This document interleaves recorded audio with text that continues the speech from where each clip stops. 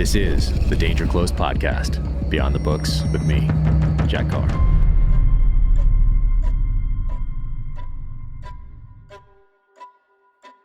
Welcome to the Danger Close podcast, an Ironclad original presented by Navy Federal Credit Union. This is a best of episode featuring authors and writing advice. This is conversations with novelists, storytellers, and their advice to writers everywhere. Enjoy. Robert McKEE. Robert is an author, lecturer, and story consultant who has dedicated the last 30 years to educating and mentoring writers through his story seminars. He is also the author of the books Story, Character, Storynomics, Dialogue, and his latest, Action. Here's Robert. I've heard you say that writing and writers are essential to an honorable life as individuals and as a society. And I've heard you make impassioned pleas to writers to be brave, write their truth. What do you mean by that, write your truth? And what is truth in story? Well, that's a subject for a big discussion and a lot of places. Got to take the seminar. If anybody wants to know the answer, they need to take the seminar. Excuse me. I differentiate between fact and truth. Fact is what happens, right? And science and journalism and all the various ways in which we, investigate the surfaces of life tells us what happens. If you pour this into that, it changes its color and whatever. If you vote for a certain kind of politician, this is the whatever. Certain facts. Mm-hmm. But what people often don't understand is that fact is not the truth. Fact is just fact. And fact is relative to point of view. And they aren't hard and fast. They happen. There's a certain base, but then they get interpreted. And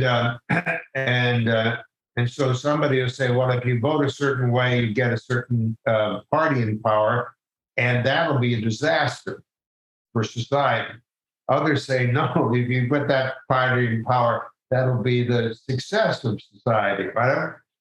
And so they have, and then they say, look what happened. And they go back and they talk about the facts, but there's a prejudice. And so facts are slippery indeed, because, they happen, but they're interpretable. Fine. So that's fact. And as I said, it's elusive often. Truth is deeper than that. Truth is how and why what happens. Truth is causality. And so when people argue about the facts, you can get to the truth by focusing on, well, you think that fact had X in result, right? But let's go deeper underneath that and see how it happened, why it happened, and what it caused in the world when it did happen.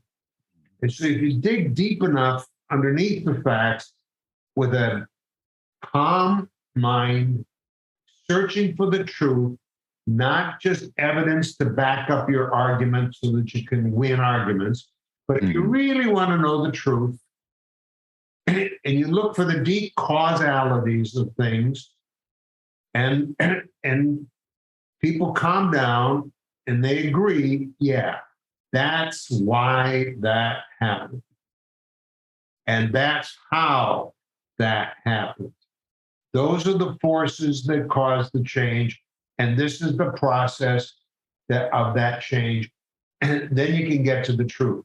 And that's what writers do. Writers burrow beneath the facts into the hows and whys to human beings do the things they do.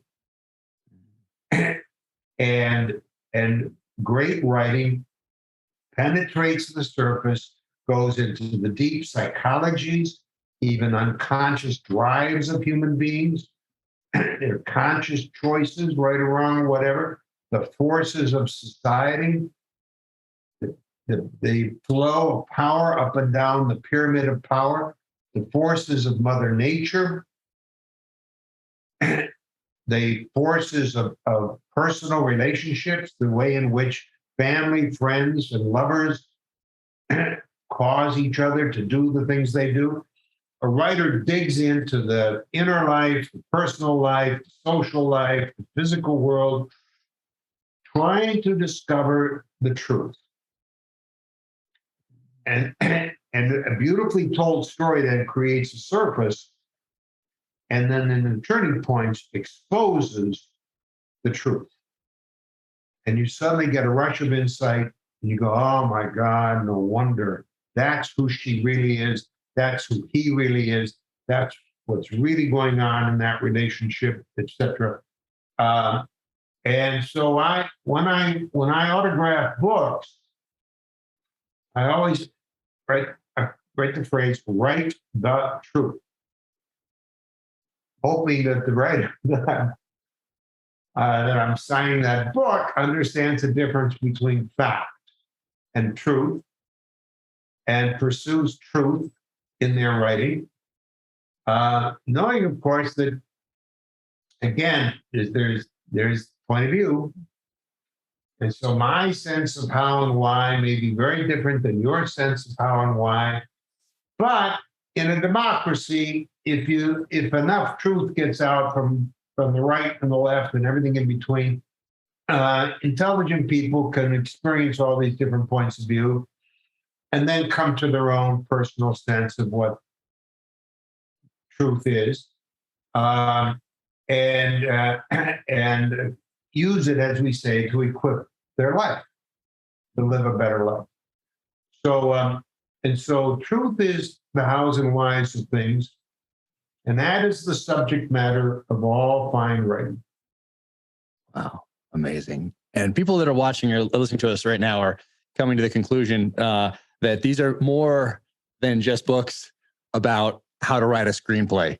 There is so much wisdom in these books. Story was your first one. Action is the latest one. Here's dialogue.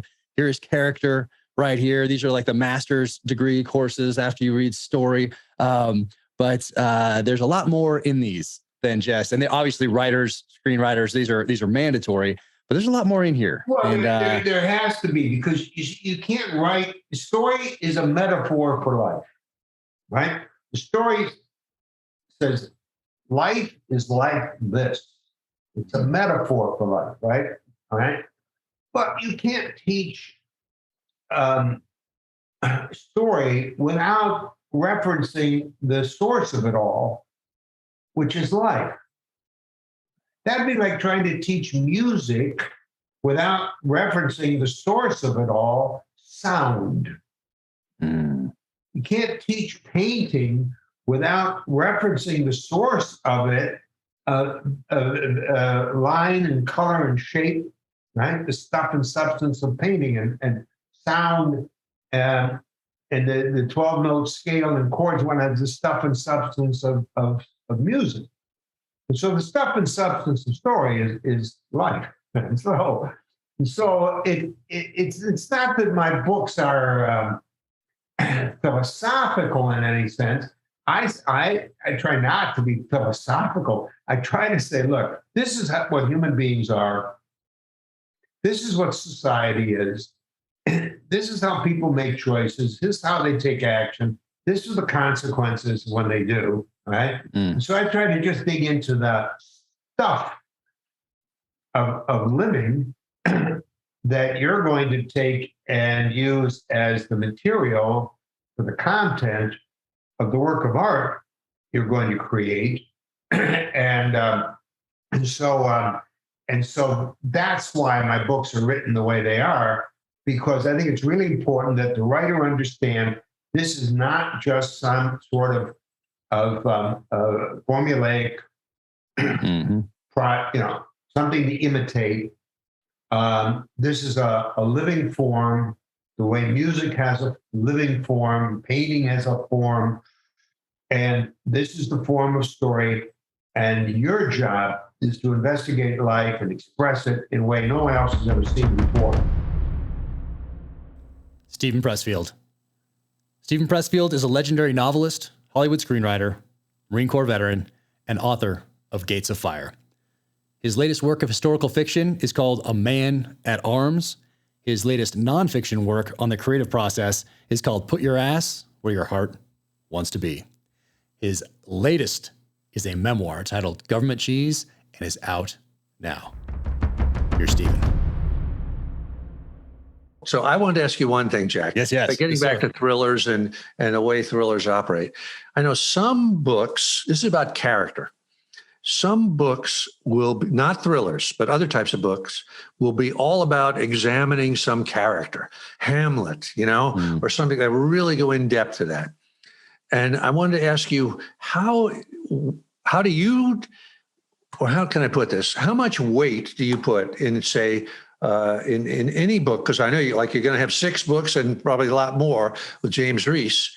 How much weight do you put into the character of James Reese as opposed to the action or whatever else there is? A lot.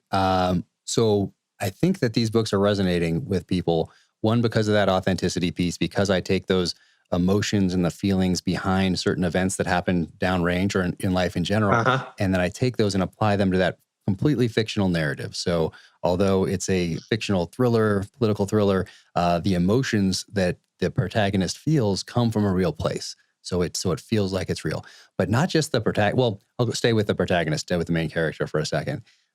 We're all on journeys. We're all on that hero's journey. I was introduced to Joseph Campbell very early in life in 1988 through a series of interviews he did with Bill Moyers on PBS called The Power of Myth. Found Hero with a Thousand Faces right after that. And of course that resonated. And I think it was just subliminally, I started applying that hero's journey to things that I read, to things that I saw on movies or on television, and just would apply that journey to, hey, did this work? Why did I not like this movie as much as this one? Or why did I not like this book as much as this one? Is it because that main character didn't interact with a mentor along the way? Is that why? Is it because he didn't face that crucible in the way that he could use either knowledge or a tool that was passed on to him? Did he not come back from where he started and pass on those lessons? Like, were there missing elements? So in life, we're all on this journey. And so my books aren't just James Reese in another situation. And then I pick him up, the exact same character, drop him in another situation, the next book, pick him up, drop him. He's an evolving character because we're all evolving along our own journeys in life. No one's staying stagnant. Even if you think you are, you're probably not. You're evolving. Time is passing and you are choosing how you're going to spend that time. And so is my character, James Reese. He's along this journey. He's trying to figure out what he is. Is he a killer? Is he a soldier? Is he a hunter? What is he in life as he hopefully takes that, what we talked about, those lessons learned from previous experiences and applies them going forward as wisdom. So we're all on this journey. So I want the reader to be along on that journey with James Reese as he evolves, as he grows, hopefully. But maybe he stumbles a few times, maybe like we all do in life. So that'll all be part of this journey. So it's not just the same character dropped in different scenarios. So I'm very cognizant of that. And then also even just characters that appear for one chapter, like the woman you mentioned in the prologue to the Devil's Hand.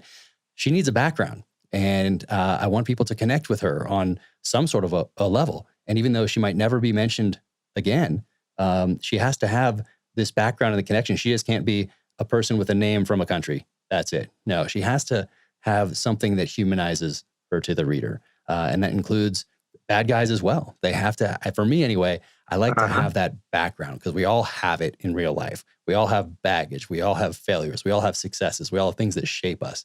So even for minor characters that just show up for a few paragraphs, I have that background in there. And I think that's important. Let me ask you, this is bringing me to another question. The bad guys, the villains. Yes. How much thought do you put into the villains, and what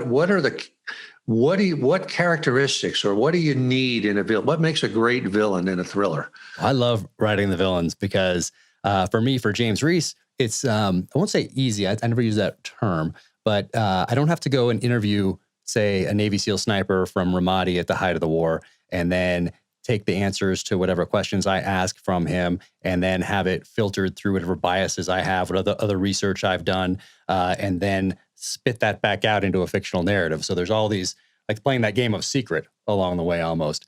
I can just remember what it was like to go into Ramadi at the height of the war and set up in an abandoned building or go into somebody's house and do the job. So then I can take that feeling and emotion and apply it directly to that fictional narrative. Now, for, let's say, a lobbyist, I don't have any touch points with lobbyists. Politicians, no touch points there. It's something that I would never want to do. I can't imagine. I mean, even though politics is the art of compromise, I'm not very good at that, at the compromise piece.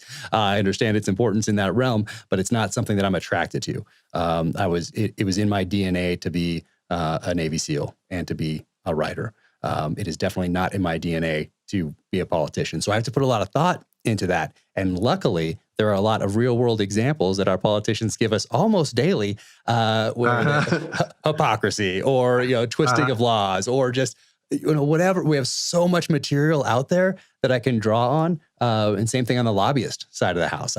There's so many books out there about lobbying and this sort of thing. I can take real world examples from multiple sources and then morph them into a single character that has a trait or two traits that I want to explore or exploit as a novelist. So it's so much fun for me to go into the bad guys and to develop those bad guys.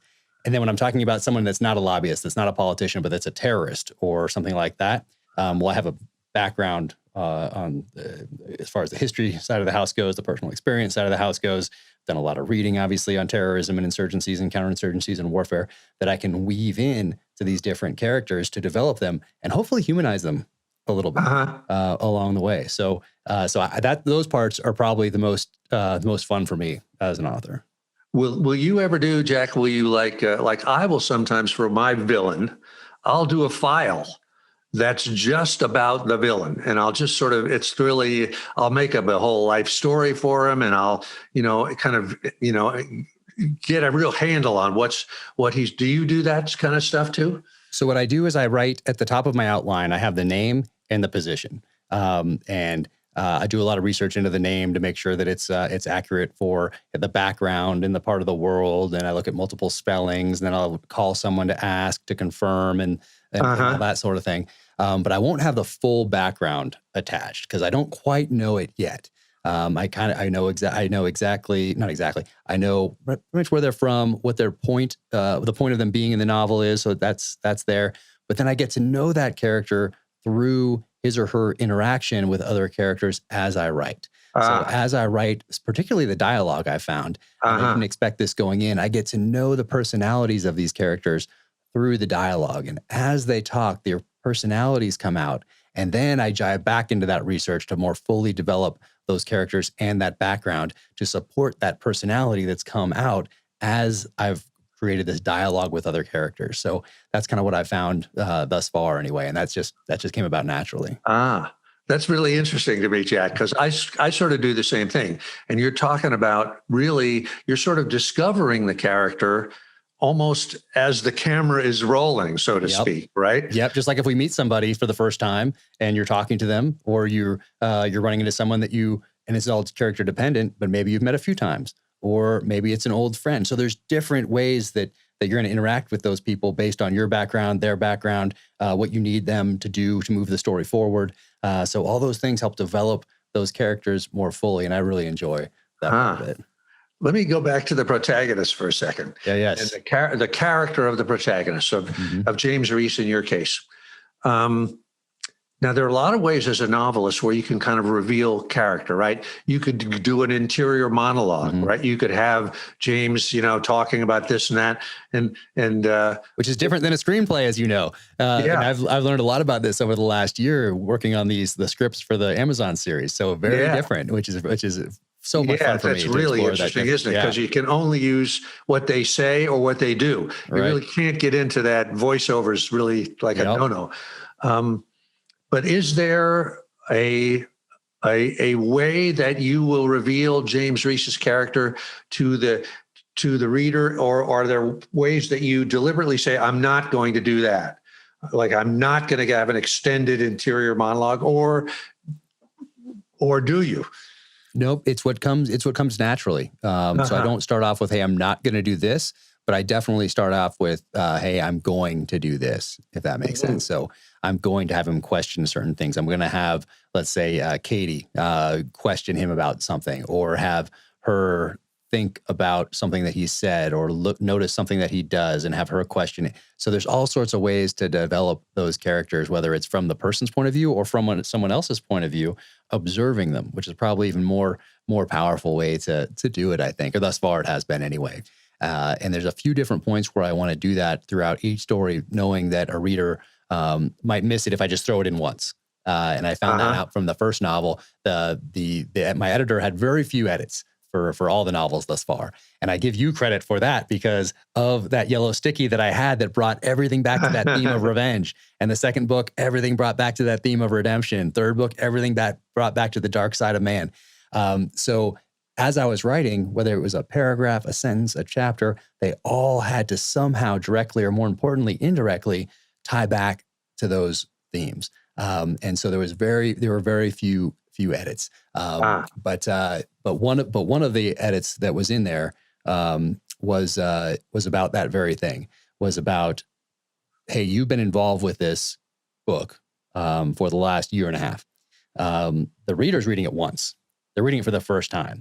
So what you think you're giving something away. One sentence, one word that's hidden in there amongst all these other words. And you think that by dropping that one in there that you've blown it. You've given it away. You want to give a hint from what's to come, but not give it away, perhaps, so that when the reader gets to the end, they go like, oh, now I remember what that in chapter 7. When the author wrote this, or the character said this, or this person did this.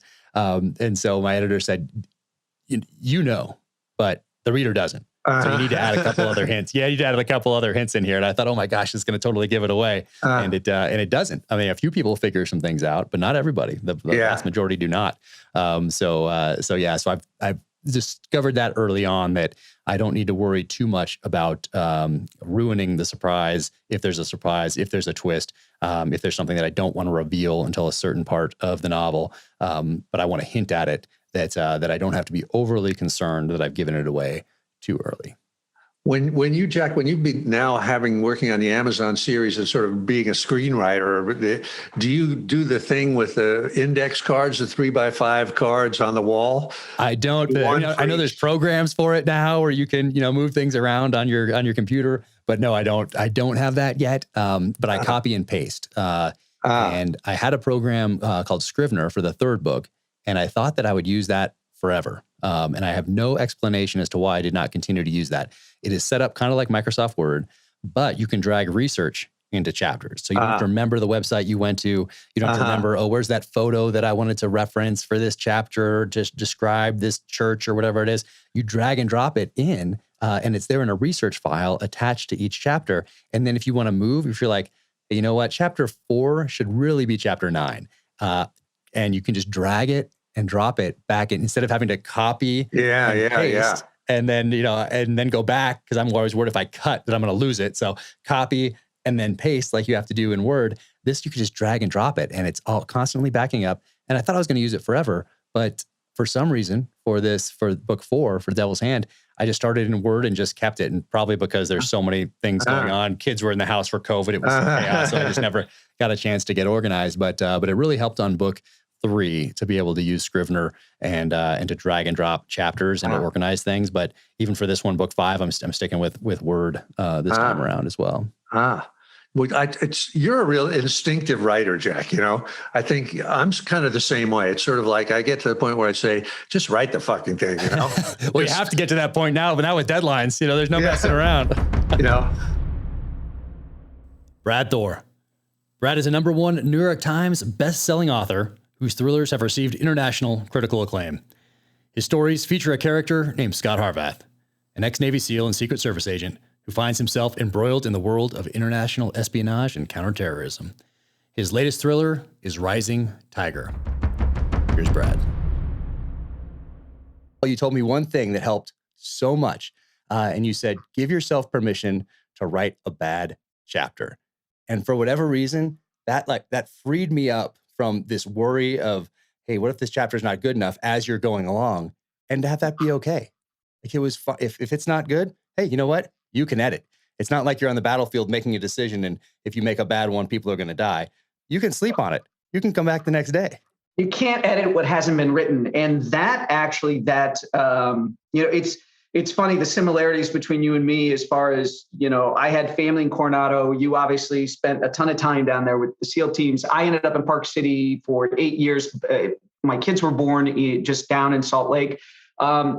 When we moved from Park City to Chicago, my wife was the doc for the U.S. ski team, and she had a chance to go back and be a doc for the Bulls and the White Sox in Chicago. And we wanted to be closer to our families in the Midwest. So we moved back, and I moved into a house. See, you're going through a move now, that the renovations weren't complete. And I was writing this intense book. I was writing Takedown at the time, and I was having a lot of writer's block. And that piece of advice I gave you was the first time I'd ever had any writer's block. It was just so much pressure and so many things going on. And I found that piece of advice in people who know writing quotes will know who said it. But it was I believe it was a woman who's an author who said, give yourself permission to write a shitty first draft. And that can be, you can break that down to just a crummy chapter, because you're right. You can come back to it the next day, but you can't edit what hasn't been written. So there's that other thing that said, if the tap's not open, the water don't flow, right? So you got to sit down at your desk and open the tap.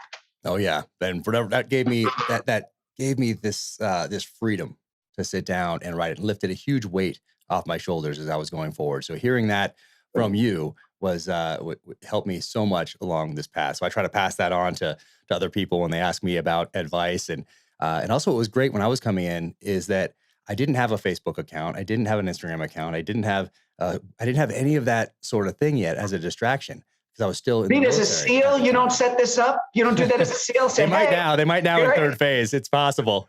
Along with the writing classes and the interview technique courses and that sort of thing. But yeah, back then. Look at this guy I caught planting a bomb next to the side of the road and giving him noogies on your Instagram. Quick, get a selfie. Document it. But it's so different today that I think people would be thinking about that sort of thing a lot more. Whereas I just had to think about the book. And I think in that call, you also told me that, hey, for nonfiction, you can sell a chapter, you can sell an idea, that sort of thing. For fiction, it has to be done. And so when I talk to people today, that's what I tell them. Hey, get it done. Don't worry about marketing. Don't worry about a website. Don't worry about any of that thing. Get it to be the best that it can possibly be. And then move on to that next stage and find that agent, find that publisher, whatever you're going to do from there. But get it done. And that's the other thing you told me when I called you back a year later. This was the best part, because I was done. Like, I made my time. I made my first deadline. It's like the day before I called you. Boom, it's done, Brad. And then you said, hey, is it as good as you can possibly make it? And I said, well, I could probably go back and read it a couple times, maybe edit it a little bit. And you said, okay, call me back when it is as good as you can possibly make it. So I spent the rest of that summer, late spring through the summer to the fall, getting it as good as I could possibly be. I got to that point where if I worked on it for another 40 years, it would get better by a degree. Nobody noticed the difference. Yeah, exactly. So, because you could do that. People could keep doing that forever and making it better. And yeah, they probably would make their manuscript better if they spent another 40, 50, 60 years on it, but by a degree. And then you're never getting published. So you got to get it out there and get it to that point where you're comfortable and you are happy with it. And then I called you back and said, it's as good as I could possibly make it. And you said, all right, let's do this. I'll let Emily know it's coming. And off we went to the races. It's the key. So I had a couple of meals when I'd go to Minneapolis to do a book signing or whatever. I get together with Vince Flynn. And I asked him if he would ever go back and take a book after it was published and want to take another crack at it. He said, there gets to be a point where it is like a degree, you can drive yourself crazy because you can find 10 different ways to rework the opening sentence. And it just keeps going. He said, if you're batting such that you're about to be inducted into the Hall of Fame, why would you start messing with your swing? That was his other thing too, is, you don't necessarily need to change it up. I don't know how much I agree with that. That was intriguing for me, particularly when I was a younger writer, this idea of not trying to improve your swing if you know you're going into the Hall of Fame. because I think writing is a craft where you can always get better. And so when I'm not writing or researching a book, which is most of the time, I'm reading books about writing. I'm constantly trying to get better because I think this is one of those businesses where the more you read, the different kinds of things you read, the better you get as an author. You cannot be even a halfway decent author without being a voracious reader. Oh yeah, that was it. That was what gave me that, essentially that master's degree, or that PhD in the thriller genre, was reading these things growing up, was having that mother who was a librarian and growing up surrounded by books and a love of reading, and knowing I wanted to go in the military. So finding everything I could on the nonfiction side, even when I was 7, 8, 9 years old. And then where's that next step? Where do you go? Oh, well, you go to books by guys like Tom Clancy, by Nelson DeMille, by A.J. Quinnell, by J.C. Pollock, by Mark Olden, guys who had protagonists with backgrounds that I wanted to have in real life one day. So I'm thinking, oh, Nelson DeMille must have done some research on these guys. And it says here in the background here that he was in the Army for a few years. Oh, great. So that became some of my research and inspiration to further go down my path. But it also gave me this PhD in the thriller genre, which was amazing. And I think it would be different if you just woke up one day and decided to, hey, I'm going to try this writer thing out. I'm going to go back and read David Morrell, Brotherhood of the Rose from back in the early 80s. And through this lens of everything that has transpired over a lifetime now, and all the biases and filters and all the rest of it. So I feel very fortunate that I grew up reading in the genre and studying the genre, even though I didn't realize I was studying it. I was just enjoying it. But that certainly is, the most helpful part of being a writer is being a reader first.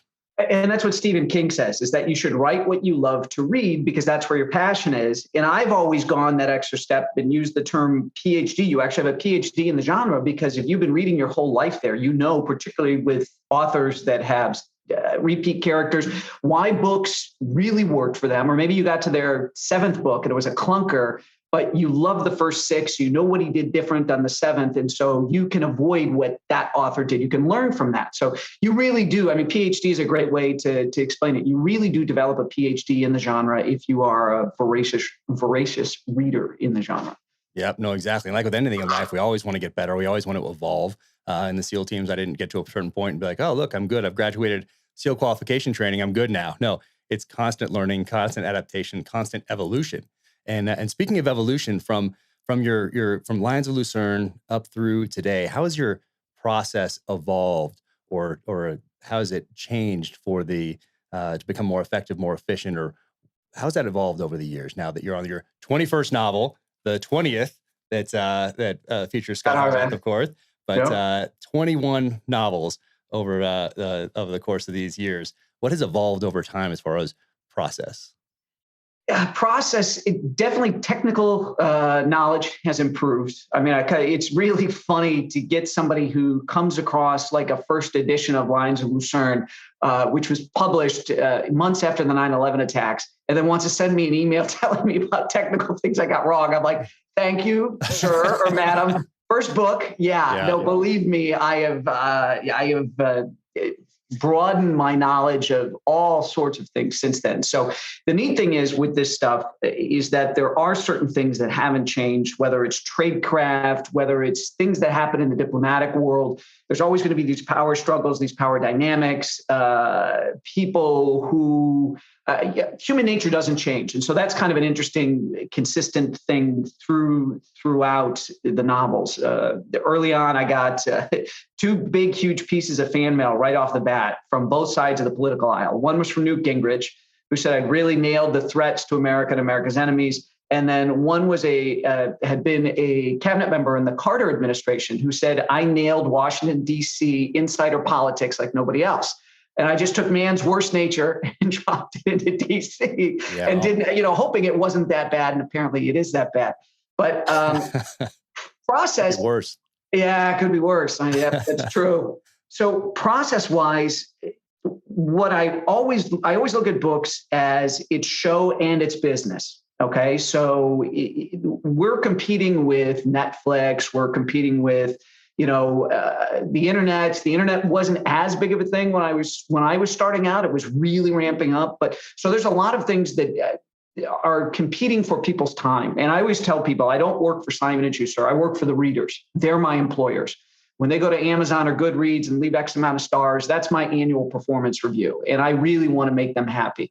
So my process has changed in that I think my writing's gotten tighter, short, crisp, cinematic chapters. If you go back and read a book like Lions of Lucerne, it's a fun, fast read, but there's probably 6 or 7 different storylines going through there. And, that they all come together and tie up at the end. And that's changed for me. I mean, I saw what Patterson was doing, and it's smart to look at success. That was always a Tony Robbins thing, that if you sow the same seeds, you'll reap the same rewards. But you'd be silly not to look at people who are successful, particularly more successful than you at any point in your career in a genre, and see what can you take from them that'll make your writing more commercial, more successful. Let's put it that way. So my process, I've tried to streamline stuff to really make it so it's impossible for somebody to put down the book. I never want to give them a point where they're going to put it down and maybe not come back to it. So process-wise, that's probably the biggest thing. But I've looked into, and you've got this with James Reese. One of the challenges with writing a serial character is you don't want James Bond to be any different at the end of the movie. You don't want Indiana Jones to be any different at the end of the movie. You don't want them sitting around holding hands, talking about their feelings, drinking constant comedy. You don't want that. But you do want to reveal a little bit more each time to the reader, so they feel they understand your protagonist a little bit more. So that became part of my process over the years, is how do I reveal a little bit more? So my character Harvath grew up on Coronado because his dad was a SEAL. So what was it like when his dad wasn't downrange, when his dad was home? What did they do together? Did they go into San Diego? Was there a particular movie that got played in downtown San Diego and they'd go and see it 7 or 8 times? And how did that impact Harvath's development and his view of the world? So that's the kind of stuff over the years I've worked into the books and the characters. Yeah, but that's something else you told me when we first talked. You said make every chapter as good as the first, and but then you also said, but don't get too hung up on it. So I love that. And I think about that every day as I'm writing. Like, how am I ending this to make the person want to go to that next chapter, and then how am I ending the whole book? Giving it enough resolution where they've invested this time, whether they're listening or they're reading, that they feel they got that resolution from spending that time and investing it with the character and with me and trusting me with that time. But then I still want the next book. Still leave that one little bit that just wants that next book. So and that that's resolution. Smart. That's smart. And the time is critical. And I'm glad you said time, because this is something that I talk about all the time in podcasts and when I'm at writers' conferences and stuff. Someone can go out and make another $15, $25, whatever format they're buying in. They can go out and make more money. The one thing that they cannot do after taking a flyer on your book is they can't make more time.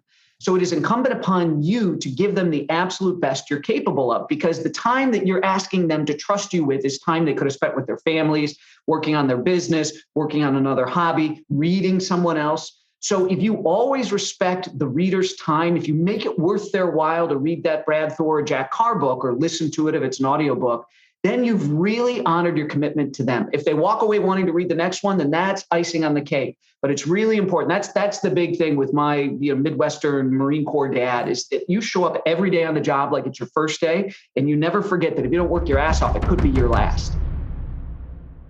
Mark Graney. Mark is the creator of the Gray Man series. The first book in the series was recently turned into a Netflix hit film starring Ryan Gosling and Chris Evans. Mark's new standalone thriller, Armored, tells the story of a group of American security contractors who must fight for their lives against drug cartels in the mountainous terrain of Mexico. Here's Mark. What are things that you've noticed publishing-wise, different trends in publishing, changes in publishing, with audio, with ebook, with hardcover? Obviously, with what you did with Armored is amazing and different. Things getting adapted now, not just to movies, obviously streaming services and series and all that sort of a thing. When you look back at that over a decade now that you've spent in publishing, does anything stand out to you as a large change or a surprise or pleasant surprise, unpleasant surprise? Like, when you look back at that time frame, what are your thoughts? Well, as far as pleasant surprises, I think people love stories, and not that I'm surprised people love stories, but there's so many other things that are vying for people's attention. Excuse me. COVID. That was my first cough the whole time. I'm very proud of myself. Oh man! How do you feel, by the way? Like, do you feel? No, I'm okay. I mean, it's like a bad allergy. But yeah,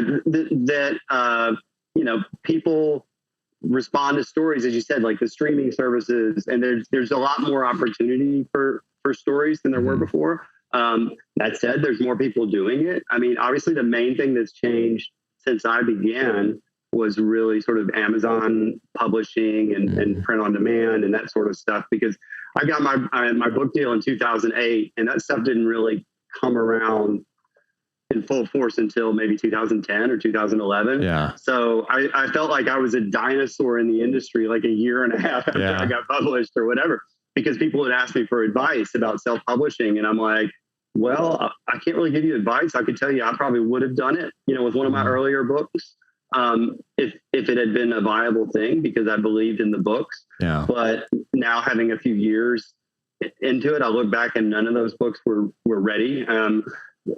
My agent said, he read some of my stuff and he's like, this isn't ready. You're a very good writer. Write something else. And then he read that and he's like, almost there, not quite, write something else. And, that's obviously infuriating. And anybody that says, I've spent 3 or 4 years doing this and nothing's come of it, I know that's frustrating, but, a guy that has been at it as long as I am looks back at that and goes, those are the best years of your life. Like you're developing and you don't even know it. You feel like you're falling on your face, but you're not. You're a better writer at the end of it. So, that kind of instant gratification of self-publishing, I think, has probably hurt some authors that could have been bigger or better. That's not to say that I think a self-published novel is not as good, because I don't feel that way at all. In fact, I love some of the stuff that I haven't had published, and if I went back and tweaked it, I think I could get it published. So there's obviously a lot of self-pub authors that are doing great and have put out incredible quality, and it's a different way to do it. And if they can find a way to get that, to get the exposure that they need, and not have that take away from their writing time. I mean, I see some people that are just marketing themselves and or marketing their book, and I'm like, gosh, nothing has sold more books for me more than writing another good book, and it's like there's really nothing else. So it's a positive trend that there is such an appetite for all these types of stories. And the negative side of it is I do think quality has been watered down. It's still out there, but I bet you there's a lot of incredible writers who are self-published who just need someone to know about them, and it's so hard to jump out of that crowd and be seen. And who knows what we're missing out, some really great writing out there just because they're just in this slush of tens of thousands of books. There's a guy putting out books called Gray Man, and Amazon lets him do it. And I've read just a little sample of it, and there's no way he's a native English speaker. If he is, then he probably should go back to about 4th grade or whatever and take English again.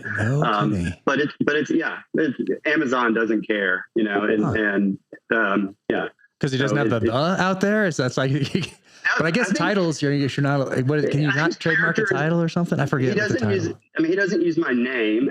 And I think his character is called the Gray Man, or they're called Gray Man novels or something like that. But I haven't looked at it in a couple of years. People used to send it to me and said, "Best not to even look at it." I bet they sold one.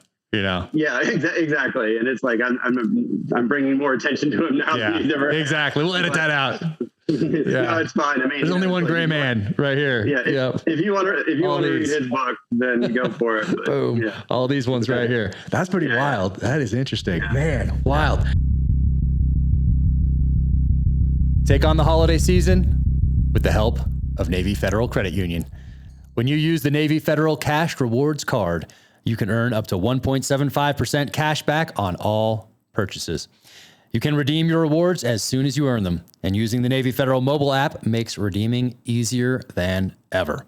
Enjoy the rewards of cash back without any annual fee, balance transfer, or foreign transaction fees.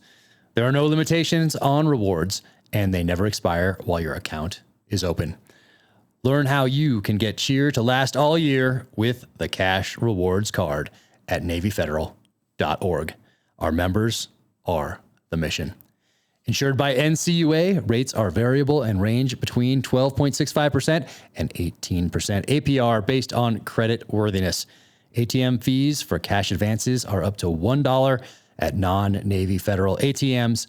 Message and data rates may apply. Visit NavyFederal.org for more information. David Morrell. David is a literary legend. He introduced the world to Rambo back in 1972 in his debut thriller, First Blood. He went on to write dozens of novels, including The Brotherhood of the Rose, Fraternity of the Stone, League of Night and Fog, Testament, Blood Oath, Last Reveille, The Fifth Profession, and scores of others. He captures and passes along advice from his decades of writing experience in his book, The Successful Novelists. Here's David. But you had a few things also that happened in there in the late 60s, early 70s. We had the Kent State shooting that influenced you, riots at the Democratic Convention in Chicago. And then there was an incident in Pennsylvania in 1966, a manhunt that became known as the Shade Gap Incident. How did that play into this? A big deal, because that had happened a little bit before my wife and I arrived in Penn State's in the center of Pennsylvania in a mountain valley, not like your mountains, they're my mountains, but, eastern mountains, maybe 5,000 feet tall, maybe. But it's a mountain valley nonetheless. They call Happy Valley, and Penn State is there. It's very, very isolated in its way, although it's changed a little bit now. And I might have been 65, but it was shortly before we'd arrived. And a mountain man, a real mountain man, who I guess living. I don't know how he was surviving up there, but he abducted a young woman and took her back up there, and somehow people knew what had happened. So at that time, the largest manhunt in Pennsylvania history occurred, where police and National Guard and all kinds of others, there were hundreds and hundreds and hundreds of people scouring the countryside, and it didn't end well for him. But I remember reading about it, and when the plot for First Blood occurred, and you and I have talked about Joseph Campbell and The Hero with a Thousand Faces, which I know influenced you as much as it did me, and his analysis of, you can't follow this like a blueprint, but it helps understand stories. His analysis of the structure of mythic stories, and Campbell had an idea that stories, the 3-act structure, could be a little bit like youth, middle age, and old age, and the different perspectives you have. Or what happens in many lives is you grew up in a place, you go off and experience life, and then you come back to that place to discover it wasn't at all what you thought it was in your memory. So First Blood has a 3-act structure, which is the town, the mountain, and the town. And, separation, initiation, and return is how Joseph Campbell explains it. And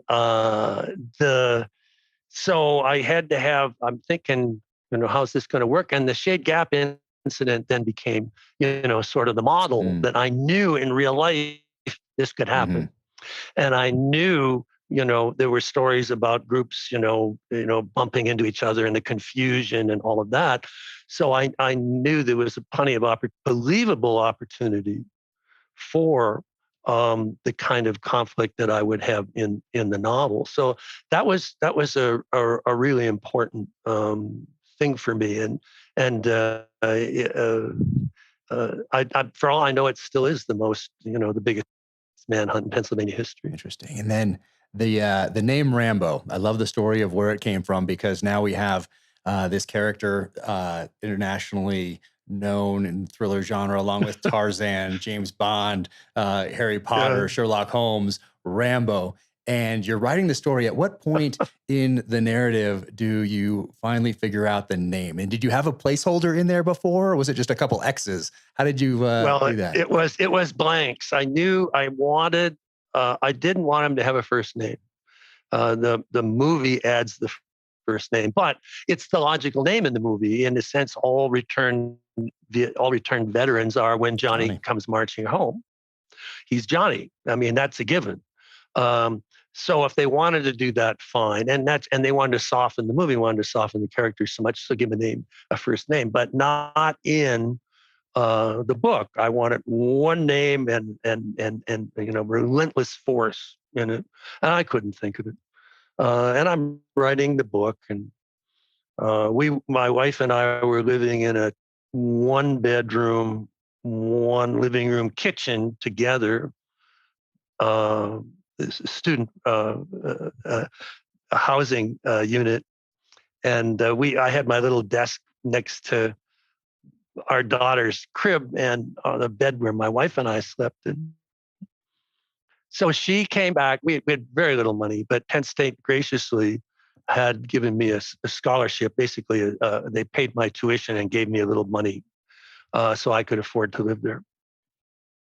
And my wife came back, and I remember we still talk about this. She paid 25 cents. All right, now how's this for an investment?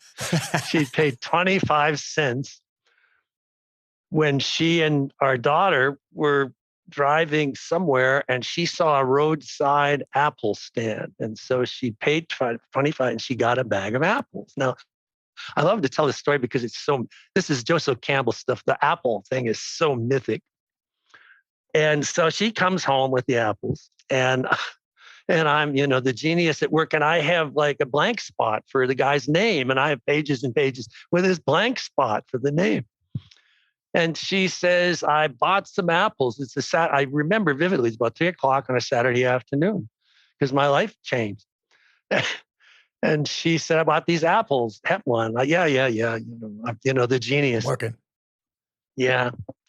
And she asked me again, and you know how it can be. You say, oh, okay, to get rid of somebody, give me the apple. So I bit into the apple and all that mythic resonance. And I did what anybody does in that circumstance. This tastes pretty good. What's it called? And she said, Rambo. And I said, what? And she said, it's a Rambo apple. Now, a lot of people don't know about the Rambo apples. In Pennsylvania, in central Pennsylvania, it's a common variety.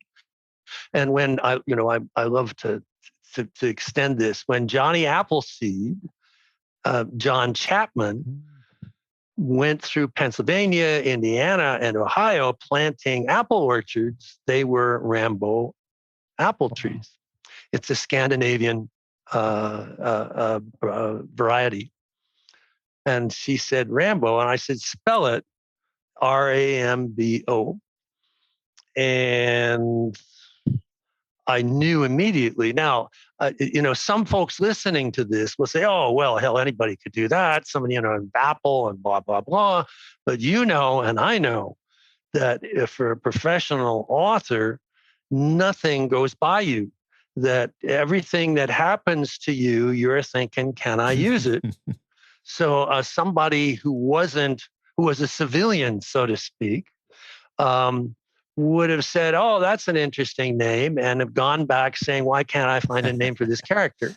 But, being a kind of vacuum cleaner, I said, yeah, that was it. And, so 25 cents, dividend on the investment. Wow. I mean, incredible. I mean, it's imagine if she hadn't stopped for those apples that day, what you would have come up with, maybe, or what. Well, Macintosh is always a joke. Somebody says it. It wasn't taken yet. Yeah, it wasn't taken yet. But in any career, and we've not, another time, in your career, I'm sure.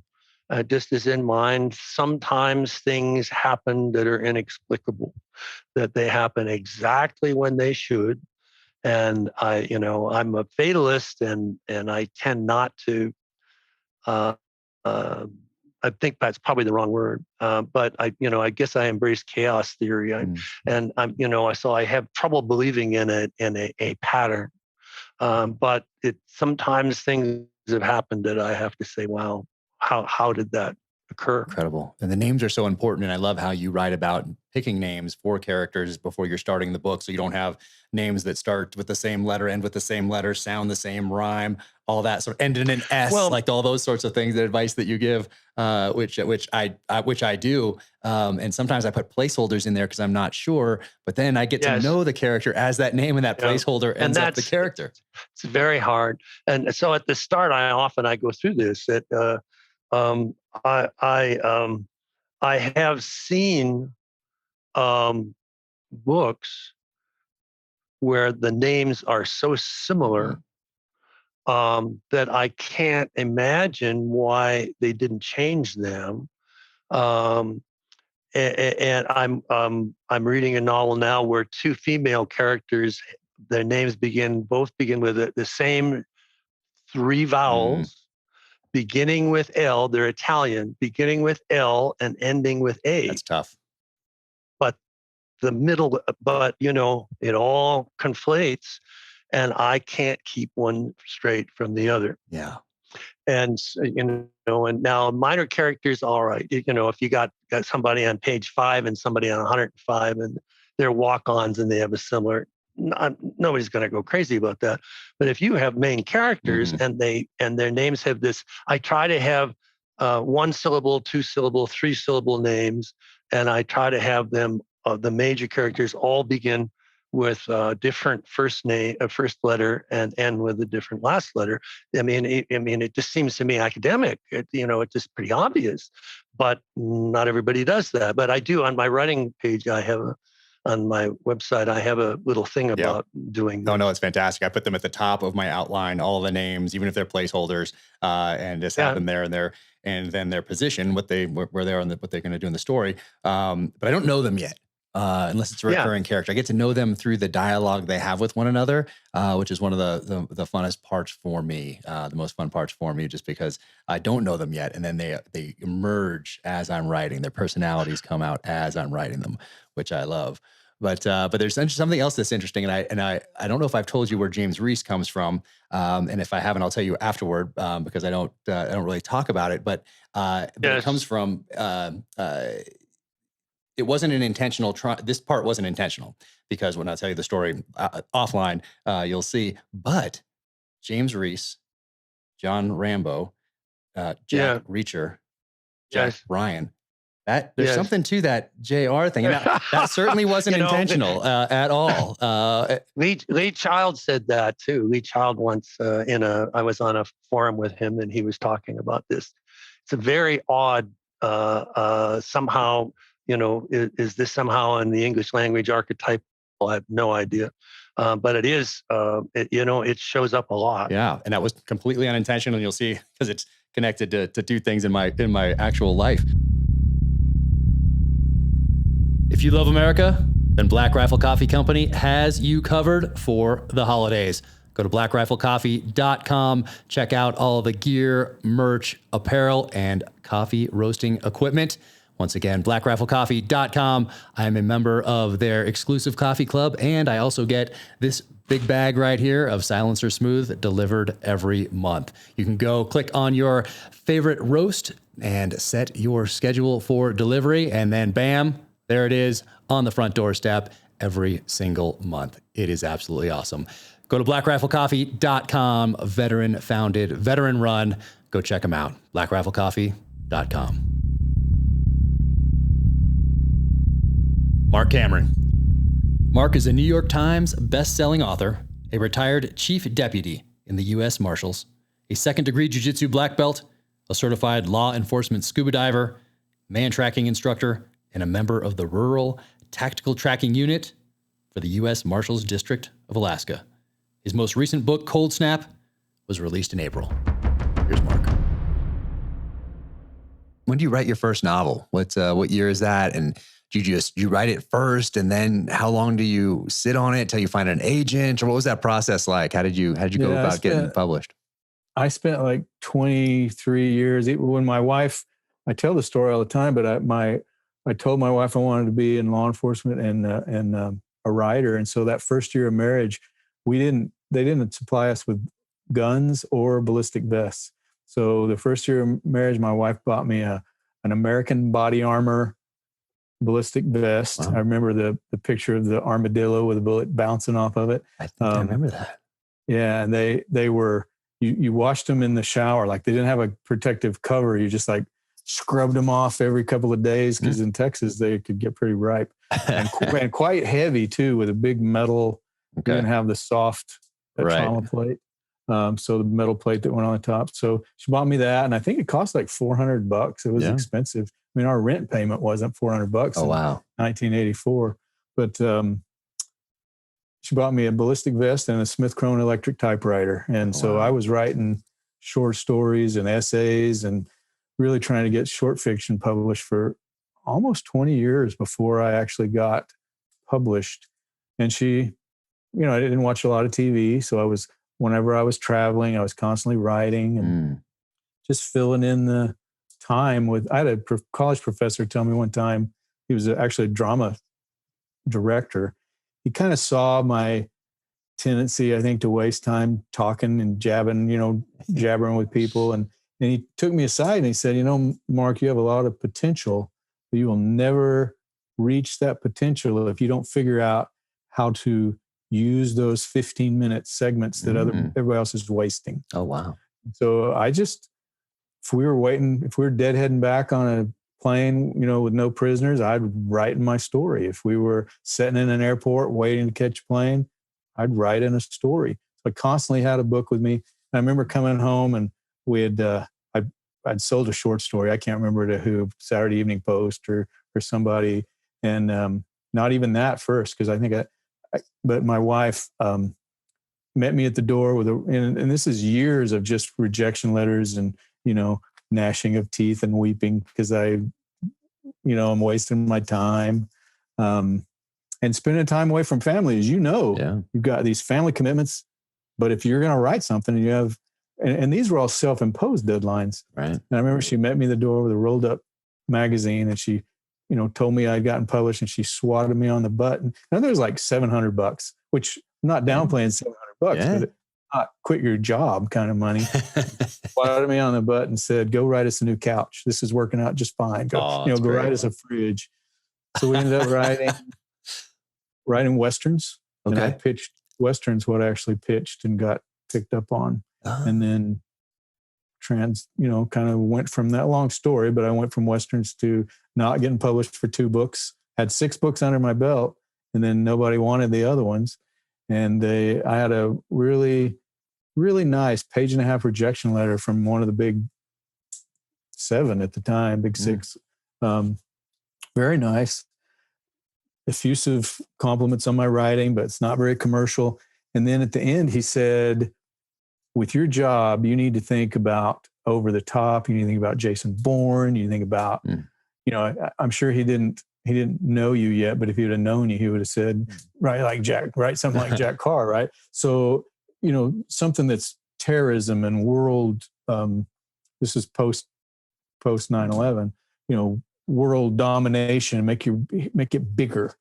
And then he actually finished off the letter with 2 sentences that kind of changed the trajectory of my writing career. He said, and anyway, who cares about Alaska and who cares about a bunch of Alaska Native kids? Those are not good protagonists.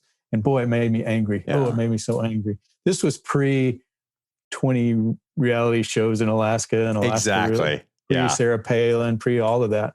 So I went back to the drawing board and wrote this super over the top, what I thought was going to be like a Matt Helm. You know, Jericho Quinn he speaks multiple languages. He's an Air Force OSI agent, which is what my oldest son was at the time. Actually, he was in the academy at the time going into OSI. So I don't even know much about what OSI did, except just what little I'd worked with him.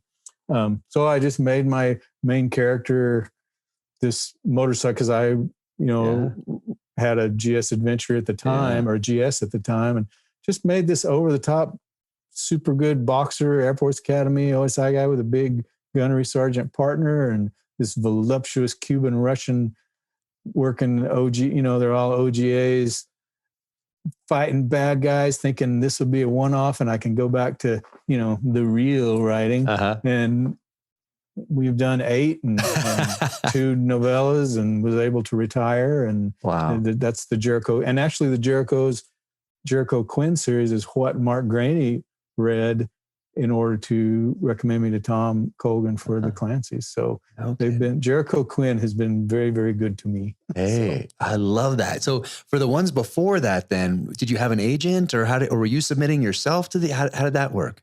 No, I pitched at a conference, and this is what I tell people all the time. Unless they have a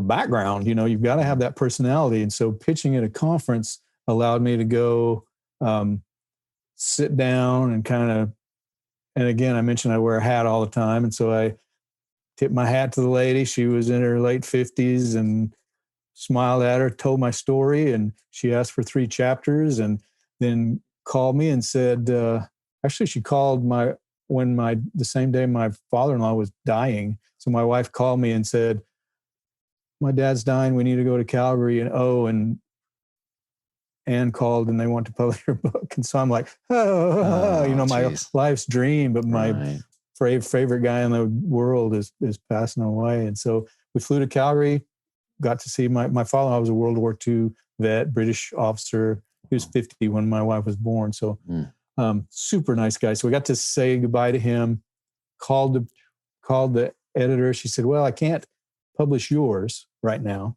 Can't get it in the list, maybe in a year and a half, but could you pull my fat out of the fire and help me finish a book for another established writer? And I said, absolutely, whatever, So I agreed to finish this book. She FedExed me some of the previous ones in the series. These were Westerns by an established writer. Wow. And read up on those and said, all right, I'm ready to go. And I called and I said, hey, I need to speak to so-and-so. And the receptionist at the publisher said, she doesn't work here anymore. Oh, and I said, well, I'm supposed to be ghosting. I'm supposed to be doing this. And they said, sorry, we don't know. That's between you and her. Oh, so wow. I was orphaned.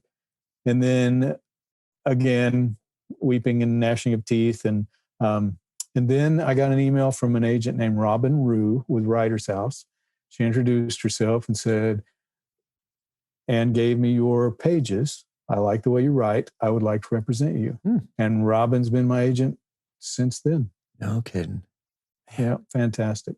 That's incredible. She's a great lady, great agent. Yeah. Wow. That's so important. And so that first writers conference then, was it like a Thriller Fest or BoucherCon? Did you do the one? It was Western Writers of America in Helena, Montana. Wow. And so they did a similar thing where you had multiple agents in there that you kind of could go and talk to for 5 minutes at a time type of a thing?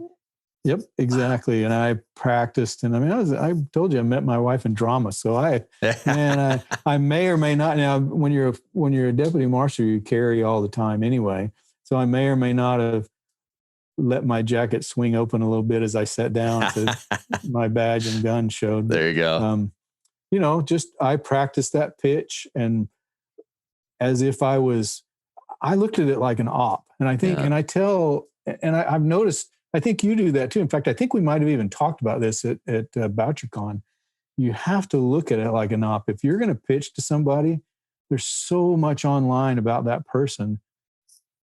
Make sure you know what they like, what they don't like, and not in a creepy way. Right. Just to get to don't take it too far. Yeah, don't take it too far. Don't have pictures on your wall and red line and all that. Exactly. But at least know if it's a good idea to mention your kids, or if they particularly like Alaska, or basically more what to point to than anything else. So this was a lady that had just published a book about the Border Patrol. And so we chatted about federal law enforcement, and it was and just a super nice lady. So she's passed away now, but long time in the industry. And I pitched to her and I think 3 other people. Yeah. So, those pitches they're just a way for you have the kind of personality, for instance, that is very personable in person, makes you want to be your friend.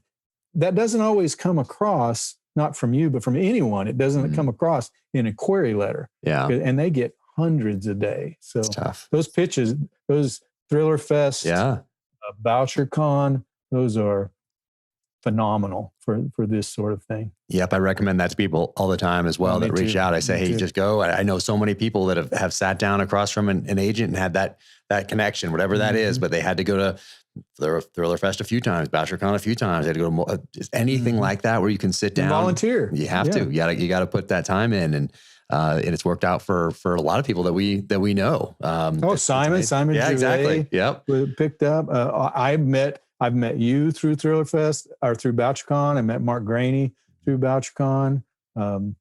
It's good stuff. And so, is that how Mark initially found you? Was at a conference or became aware of you? Because he did a number of the Tom Clancy novels, and then 7. It was time for him to move on. That's a lot of work, as you know. It's a lot of bandwidth. It really is. I'm finishing one up right now. Wow, and it is a lot of bandwidth because I'm a Clancy fan. I've been a Clancy fan forever, and you want to be. Yeah. And this particular Clancy that I'm working on now is a retro Clancy. Oh, great! Which is kind of that's cool. Absolutely fun. Wow. To write, Berlin in 1985. But because that's when I was in law enforcement. That's when I met a Stasi officer. That's when that's the kind of thing that I remember. The revolvers and no cell phone days. Right. That's great. I can't wait for that one. Hardwired into your phone, in your car, kind of a thing. That's going to be great. Is this your 6th one? Yeah. What number is this? 6. 6. Yeah, okay. This is number 6. Thank you so much to 6 Hour for jumping right on board out of the gate to make this podcast possible.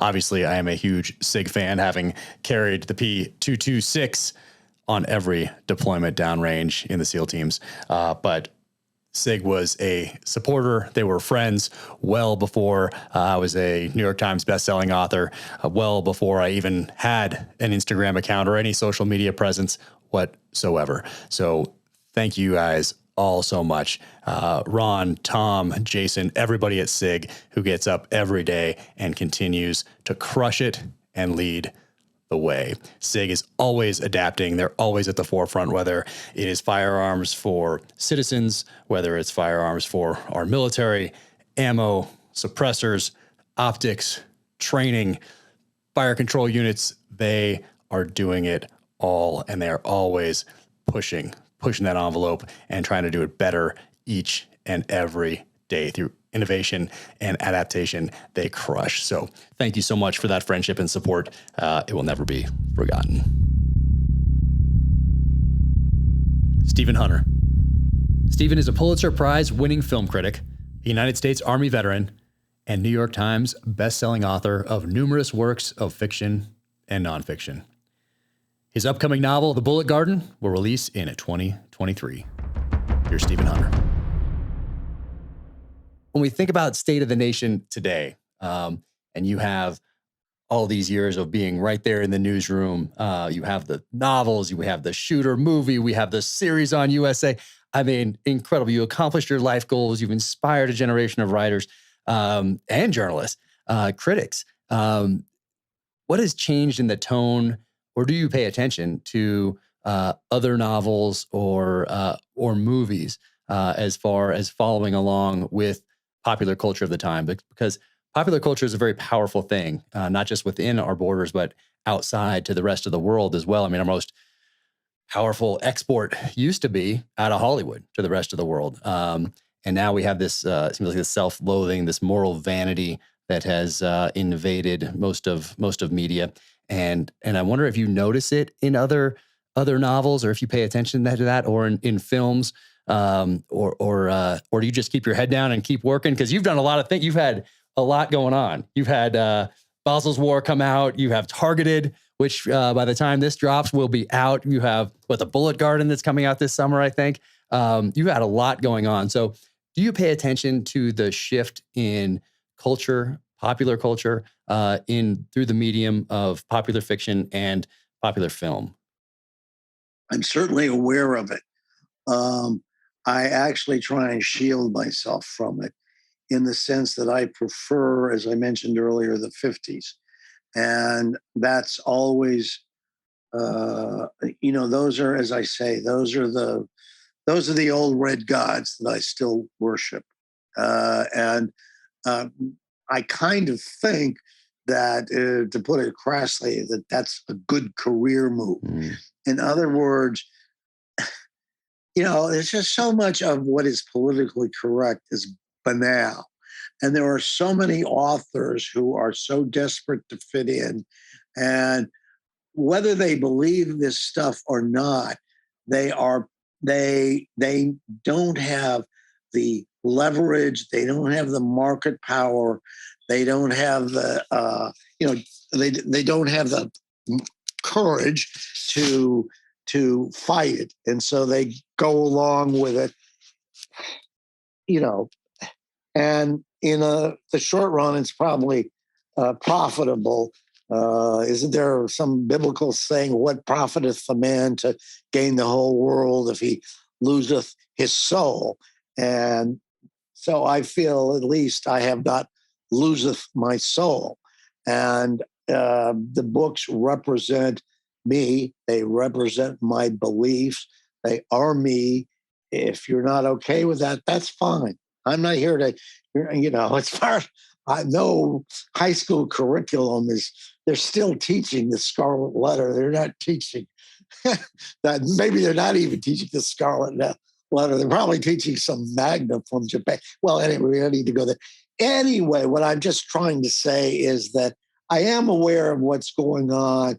It does disturb me. It has to. How could I have written the books that I have and have it not disturb me? And my part of the fight is to do what I do as well as I can do it for as long as I can do it.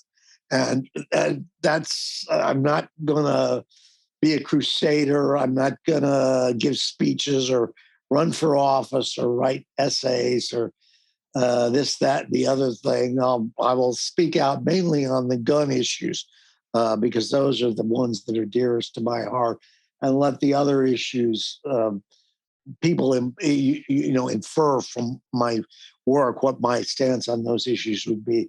But it's not, I'm a storyteller and I love to tell stories, and that'll always be what I do first and what I do best. And I have to be loyal to that impulse, and that's how I'm loyal to myself and my beliefs. Oh, I love that. I think you're onto something. Speaking of being onto something, I think that's your part too. Believe me, in both venues, you did your part in the field, and now you're doing your part as a writer. Thank you. Okay, so you should be very proud of your accomplishments. Let's not get too carried away by little Stevie Hunter from Northfield. Okay? Well, it's hey, if you saw my library and all the first editions that are in a box out there, it's yeah. I mean, I sincerely appreciate everything you've done, continue to do, and more importantly, our friendship. That just means the world to me. And you blurbed my first book without question, and that meant the world to me.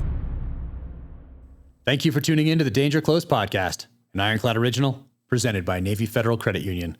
Full episodes and links to the books are in the show notes. You can follow me at Jack Carr USA on the social channels, officialjackcarr.com. That's the website. You can sign up for the newsletter there and click on shop for the merch. And if you enjoyed these conversations, be sure to leave a 5-star rating and review wherever you get your podcasts. Until the next time, take care out there. Stay safe, be strong, keep fighting.